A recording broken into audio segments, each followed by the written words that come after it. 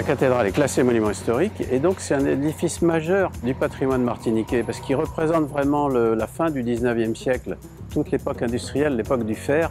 Et donc c'était très important pour nous de lui rendre toute sa clarté d'édifice préfabriqué, métal et fer et fonte, et dans son jus d'origine, avec son aspect d'origine.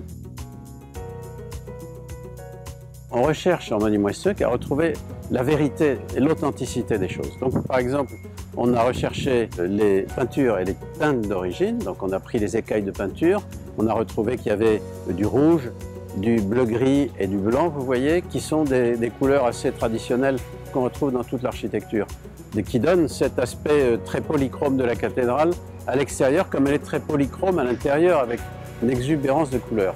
Et aussi, on a voulu retrouver la vérité des formes. Vous voyez la flèche ajourée qui résiste bien au cyclone, qui a une faculté de résister comme les grandes flèches en pierre de l'époque gothique, qui étaient entièrement ajourées aussi, pour que le vent passe à travers et la lumière passe à travers. La flèche que vous voyez là a été calculée pour résister à des vents exceptionnels de plus de 300 km/h. Donc, elle a fait l'objet d'études sur des paramètres en informatique et en bureau d'études. Donc on a pu recréer un élément antisismique et paracyclonique fort. La ceinture de béton qui avait été réalisée a été vérifiée.